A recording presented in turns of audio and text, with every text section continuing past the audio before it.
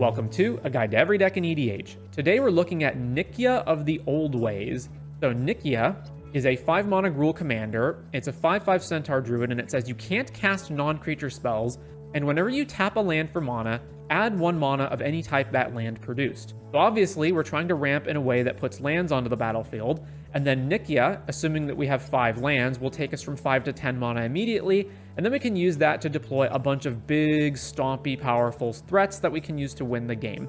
However, it should not be underestimated. The you can't cast non-creature spells is a huge drawback and is going to be something that we're going to have to build around in this deck. So one of the main things here you could do is you could decide to take the deck in one of 2 ways. Either we're going to limit the amount of non-creature spells in the deck as much as possible, or we could do that, but only for things that cost around, let's say, a little bit less or more than Nikya, because technically any non-creature spells that we play prior to casting Nikya don't matter. So obviously, if we're trying to get lands into play off of our ramp spells, we could play cards like Nature's Lore and 3 Visits and Farseek and whatnot. Cards that it doesn't matter if those are in our deck because we only care about playing those prior to Nikya entering. Now with that said, I think you can see where we went with this. The deck has 32 lands and 56 creatures, which only leaves this little amount of cards left in our deck to be non-creatures. So ultimately, I did decide to not play cards like Nature's Lore and whatnot.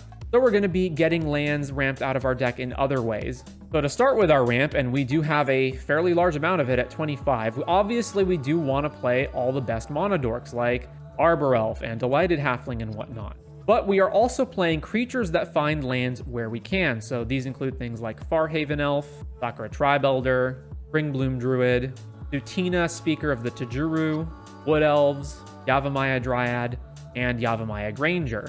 And yes, these cards are less efficient than cards like Nature's Lore and 3 Visits, but there are times where you do want to cast these things after Nikya is in play, and especially if we are ramping in ways that do not put additional lands onto the battlefield, like all of our mana dorks, we do want ways, hypothetically, of putting more lands onto the battlefield after Nikya is out. We're also playing Somberwald Sage here as a way to generate a whole bunch of mana for Nikya really fast. Then we've got a lot of bombs, particularly in the card draw category, so things like Etali, Kozilek, another type of Kozilek, Gold the Harvest and Sandstone Oracle and Primordial Sage as ways of drawing cards. And we've got ways of getting more creatures off the top. Obviously, our deck is very creature heavy. At 56 cards, it's more than half of our deck. So things like Augur of Autumn and Eladamri Corvictol are going to be ways of casting creatures off the top. And then we've got things like Beast Whisperer. We also, in the big beatdown category, have cards like Avenger, Craterhoof, Pathbreaker Ibex, Rurik Thar, which is far more detrimental to our opponents than it is to us, and some Ulamog and Void Winnower action as well. Remember that our commander takes us from however many lands we're at and doubles those. So again, if we have 4 lands, we're at 8 after Nikya. If we've got 5 lands, we're at 10 after Nikya. So it's going to be pretty easy to go Nikya and immediately follow that up with a huge bomb. Bunch of lands, pretty straightforward here. We've got Silverback Elder as basically the creature equivalent of Aura Shards. Again, we mainly want to play creatures, so this is the one that we're using. Bunch of ways of protecting Nikya, either from getting countered or killed. And we have here one of the few exceptions to our non-creature rules in Steely Resolve, since we can just name our commander's creature type and then it will be shrouded forever. Then we've got the cards that fall into removal. So one of the problems that we might run into is, say, what if our opponent has like a Drannith Magistrate or something? How do we get rid of that? Well, we have some things that can get rid of creatures like Flame Tongue Kavu and Kenrith Transformation. And then we've just got a bunch of other things that remove stuff. So Apex Altasaur, Cityscape Leveler, Ulamog, of course, Terastodon, and then a bunch of the cheaper ones like Rexage and Nature's Claim. Then we got a little bit of Stax, so Collector Oof in here, since almost none of our cards are artifacts with activated abilities, aside from some of the big ones like Sol Ring and Mox Diamond, but for the most part, this doesn't affect us. Nullstone Gargoyle, which auto counters the first non-creature spell that's cast each turn, seems much more detrimental to our opponents. Then we've got things like Void Winnower and Vorinclex, and then sweepers in the form of Balefire Dragon and Bane of Progress. We have Elvish Reclaimer here as mainly a way of tutoring up Gaia's Cradle, which we could do with crop rotation, but I've decided to pay the creature version. That could be wrong, so feel free to swap out this for crop rotation if it turns out that it's just more efficient.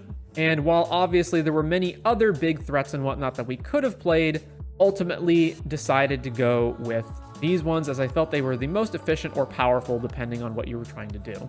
Also, lastly, it's notable in our mana base that we are playing more basics than normal, and this is to accommodate our land ramping cards, which mostly care about finding either basics or specifically forests. So we do need a sufficient number of lands in order to do that.